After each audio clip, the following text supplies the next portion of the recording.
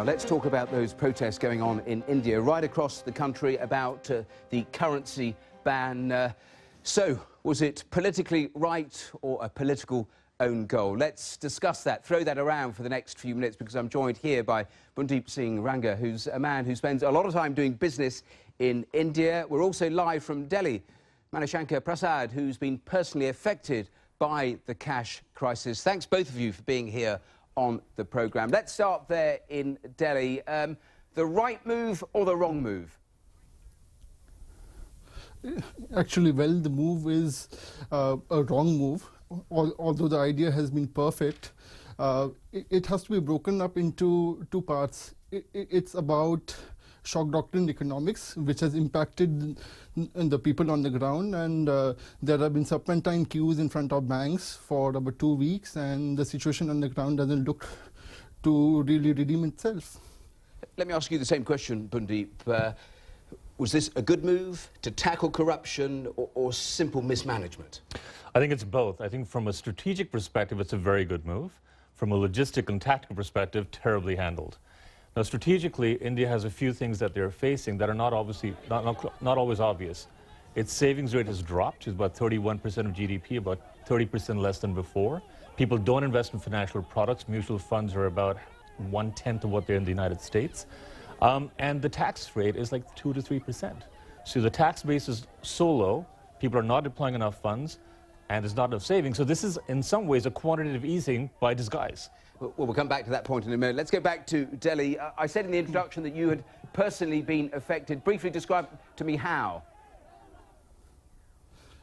Absolutely. I have an ATM card, I have a bank, but the thing is that when I'm about to pay my rent to my landlady, she does not accept anything apart from cash payment. It's the same thing with the laundry, because none of the service providers have an e-wallet or have a bank account. So all the transactions is pretty much cash based on a day-to-day level. So it's really very, very tough in order to handle if the recipient does not have the same technological platform access as you have.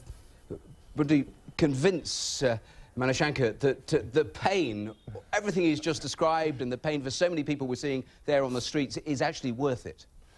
I wish I could. I think the pain is so high because more than 90% of the workforce is cash-based. Farmers, traders, students, etc. are most impacted by this. Absolutely. Remember, like 86% of India's economic value and currency is held in the hard-denominated notes. So this is extremely painful. Is it worth it? Yes, because it'll fight corruption. Yes, because ultimately you'll get real prices in real estate, not artificially inflated. Will it, though? Will it? That's the hope. And I think to some degree it will, because in any transaction today involving real estate in India, not any, but most of them, you have two layers of pricing. One, which is the circle rate by the local municipality, which is the official one, then this unofficial pad on top, which is not accounted for, and people work on this tax arbitrage between the taxable income and the untaxed income. This is an attempt to tackle that. How successful will be? Let's check in 6 months. Manishankar, just in terms of tackling corruption, I mean, it's been described as a monumental mismanagement, but is there any other way to do it? If you give advance warning, people will find a way around it. I mean, they had to do it in that sort of cliff-edge way, didn't they? Well, I still believe that Indians are very innovative and creative in finding loopholes. I would certainly believe that there are loopholes in the system which people are kind of exploiting even now. So as far as black money is concerned, this is a monumental public policy innovation by the administration, but the common man on the ground, and I am an ordinary taxpayer over here, is impacted, and everybody in the urban informal economy is badly hit as well. It's black money will find a way to re-emerge, and there will be loopholes which will be found out. So it'll make no difference? It'll make no difference, you think? Absolutely. In 6 months, no difference at all, because it will be back to business as normal. Bundeep, you heard what he said, it will make no difference, but you think there's a political motive within all of this, weaved into it? Well, I mean, there's elections coming up in several states next year. A lot of the election votes are sometimes bought using cash. So this is a great way to prevent opposition parties from potentially buying votes on cash. There's that political move. I think this is a clever way for getting $35 billion in savings overnight or over a period of a fortnight to help the economy.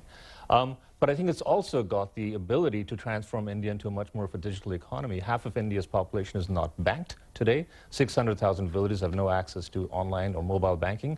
This at least may be shock therapy, but provides some kind of forced catalyst to change that. How successful it will be depends on finding a solution in place as you address the problem. I think they didn't put the solution in place well enough and time it well enough while they hit the problem on the head. Well, I'm sure we could have talked longer about it, but both of you will agree it is shock therapy. Thanks very much, Bundeep Singh Ragar there in Delhi. Thanks very much for your